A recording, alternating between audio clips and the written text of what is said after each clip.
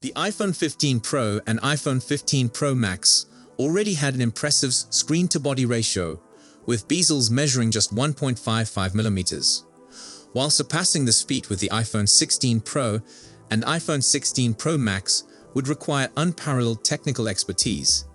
Several speculations suggest that Apple has demonstrated its ability to effectively set a new record using a variety of methods. The newest comparison sets the current generation flagship against the next one, allowing us to see how small those bezels can grow after a year. Apple is slated to offer bigger screens to the iPhone 16 Pro and iPhone 16 Pro Max, and both models are claimed to have the narrowest bezels of any handset released by the video. According to prior rumors, the smaller version's bezels would be 1.2 millimeters in size, while the top-end offering's bezels would be 1.15 millimeters.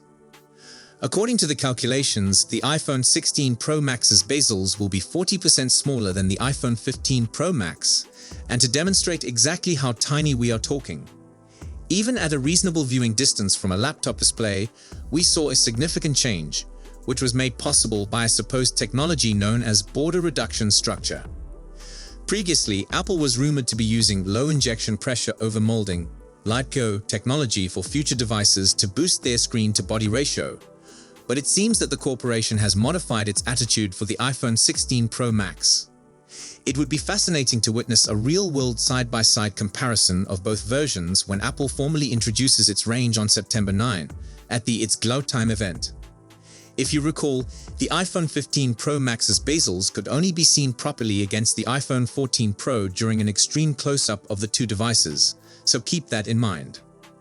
This year, like previous years, we anticipate 4 new iPhones to be released, each of which should be an upgrade over its predecessors.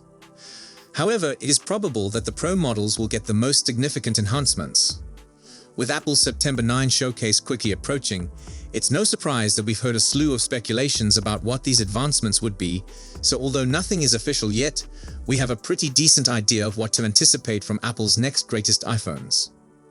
The most significant new features and updates we anticipate for the iPhone 16 Pro and iPhone 16 Pro Max are listed below. Smartphone cameras may have been overshadowed by AI hype in the last 2 years, but they remain one of the most compelling reasons to upgrade. And as TechRadar's former photography editor, I'm very enthusiastic about the iPhone 16 Pro. Granted, part of that excitement may stem from the fact that my everyday transportation is a creaking iPhone 11 Pro, which has now achieved vintage car status in smartphone terms. But recently, I felt the temptation of shooting with something more discreet and pocketable than my Fujifilm X-T5, and rather than a Ricoh GR-IX, the iPhone 16 Pro has piqued my interest. We're still in the realm of speculations regarding Apple's next flagship phone, which is set to arrive on September 9. But after carefully following the rumors this year, it seems like the iPhone 16 Pro might be the perfect pocket camera to complement my larger Fujifilm X series body and lenses. So, why am I considering upgrading this year rather than waiting for the iPhone 17 Pro or, as speculated, the iPhone 17 Air next year? These are the top 5 photographic reasons why I'm considering purchasing the smaller Pro model, based on the most recent speculations. If the rumors are accurate, this might be the best iPhone 16 Pro camera update for me. According to noted tech expert Jeff Pu, Apple plans to include a new 48 megapixels ultra-wide camera on both iPhone 16 Pro versions, rather than just the Pro Max. That would be quite a huge thing. The iPhone's ultra-wide camera has always been its weakest link. My iPhone 11 Pro comes with Apple's first ultra-wide camera, which is unmistakably ordinary due to its sluggish f/2.4 aperture and fixed focus lens. The iPhone 15 Pro has clearly improved over previous generations, but it still only sports a 12 megapixel sensor and an f/2.2 aperture. The advantage of a new 48 megapixel sensor is that the iPhone 16 Pro's ultra-wide might utilize the same pixel binning technology as its primary camera to improve picture quality in low light. If it can create 24 MP files, a combination of a 12 megapixels and 48 megapixels picture, with the same quality as the iPhone 15 Pro's primary camera, the ultra-wide will become a significantly more useful choice. Last year, I opted to resist the lure of the iPhone 15 Pro Max's new 5x telephoto lens in order to follow my golden Apple rule. Always wait for a new feature to achieve second-generation maturity. Okay, it was partly because I didn't want to carry about a 6.7-inch smartphone, which was my only choice since Apple limited its tetraprism technology to the Max model. Not so this year, according to the most recent iPhone 16 Pro camera rumors. The 6.3-inch iPhone 16 Pro will very certainly have the same 120mm equivalent camera as its larger sibling. I don't believe a 120mm camera is inherently superior to a 72mm equivalent, which the iPhone 15 Pro provides. In fact, looking through my Lightroom portfolio, Apple's outstanding stabilization and picture processing were able to pull out some decent, crisp images from the iPhone 15 Pro Max's 5x telephoto camera. After a year of software upgrades, I anticipate that to improve even more this year. One of my greatest complaints with smartphone cameras is their ergonomics. They're just not as enjoyable to shoot with as the finest mirrorless cameras. While cases like the ShiftCam Pro Grip may help, current reports indicate Apple plans to provide a more camera-like experience to the whole iPhone 16 series with a new capture button. There are conflicting rumors on whether this new button will be capacitive or mechanical, but they all agree that it will be designed for capturing photographs and movies using a two-step process that allows you to lock focus and exposure before taking a snap. According to a January story from The Information, you'll be able to zoom in and out of your scene by swipping over the button's surface. In other words, Apple could make the iPhone 16 series seem more like the greatest tiny cameras, although with far more computing capability. As we've seen with the Action button, which can also function as a camera shutter, this may make a significant impact in genres like street photography, which depend on quickness. I generally edit photographs with Lightroom Classic or the Lightroom app for iOS, which received an equivalent of Google's Magic Eraser feature in May. But now that Apple has entered the AI-powered picture editing game with apps like Cleanup, I want to make sure my next iPhone is somewhat future-proof for comparable iOS improvements, and it seems like the iPhone 16 Pro will be. According to the most recent iPhone 16 spec forecasts, although all models will have 8 GB of RAM, the Pro versions will use a new A18 Pro CPU. It's unknown what it will be capable of, but the most recent speculations point to a more powerful graphics processor, which would be especially beneficial for gaming and, yes, computational photography. This matters for Apple's own Apple Intelligence products, such as Cleanup, since the company chooses to operate them on-device rather than in the cloud, as Adobe does.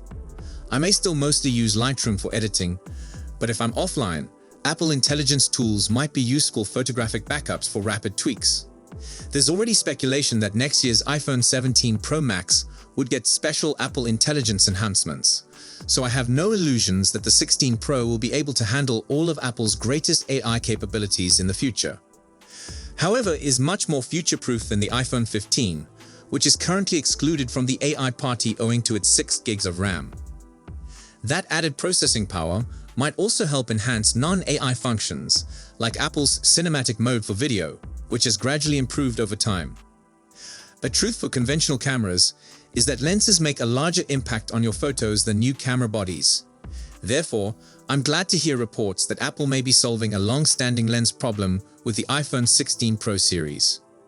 According to a well-known Apple insider, a new camera lens coating, using a method known as atomic layer deposition, or ALD, is being utilized in iPhone 16 Pro models to help decrease artifacts like flares and halos, which are quite frequent in iPhone images. I don't claim to understand the mechanics of that manufacturing process, but if that's the case, it would be a useful quality of life enhancement for the iPhone 16 Pro cameras. In principle, it should help to reduce ghosting in fast-moving objects. If the iPhone 16 Pro receives most of these anticipated improvements, I'll almost surely upgrade and place an iPhone 16 pre-order on September 13, when they're expected to begin. Even if the primary camera remains the same with a 48 megapixels, quad-Bayer sensor, and f/1.8 aperture, a new 48 megapixels ultra-wide and 5x telephoto lenses would be significant physical advancements. And I like the sound of the capture button. When combined with the power and future-proofing of the speculated A18 Pro CPU, The iPhone 16 Pro is shaping up to be quite the pocket camera. Apple may be trailing behind Google in terms of AI-powered features like Add Me and Reimagine, but as a photographic purist, this does not concern me. iOS has always had the greatest camera applications, so most shortcomings can be solved with third-party software. There's also the possibility of experimenting with spatial photographs and video, which I believe is more fascinating than AI-generated imagery. The most pressing concern surrounding the iPhone 16 Pro Max is whether there will even be a Pro Max iPhone in 2024, or whether it will be replaced by the much-anticipated iPhone Ultra. Many reports suggested that an iPhone Ultra will be released with the iPhone 15. It was also hypothesized that the Ultra might be a renamed version of the Pro Max, rather than the fifth iPhone. To be fair, the name iPhone 16 Ultra is a bit easier to say than iPhone 15 Pro Max. According to Mark Gurman, a well-known source of Apple insider knowledge, we may see an iPhone Ultra emerge in 2024. It's unclear if this will be a whole new version of the iPhone 16 or whether Apple will eventually drop the Pro Max branding. The topic may be irrelevant anyway, given the dearth of iPhone 16 Ultra rumors going into the summer implies Apple will maintain the Pro Max variant for at least another year. Perhaps an even higher spec iPhone is the wrong way to go. As phones editor John Velasco points out, Apple might be better suited with a foldable iPhone than an Ultra. As the September 9 date for Apple's Glow Time event approaches, any additional leaks between now and then will pique interest in the iPhone 16 Pro Max. Given Google's Pixel 9 Pro XL's early start, it will be intriguing to see how Apple responds with its flagship. Not only will the iPhone 16 series include a larger display, a more powerful camera system, a capture button, and more battery capacity, but we should also see AI come into its own. Furthermore, if the iPhone 16 Pro Max receives the anticipated RAM upgrade, it may be something really unique. Stay tuned for further speculations and leaks about the iPhone 16 Pro Max. So that's all we know for now. We'll be sure to keep you updated as soon as we have more information. Thanks for watching.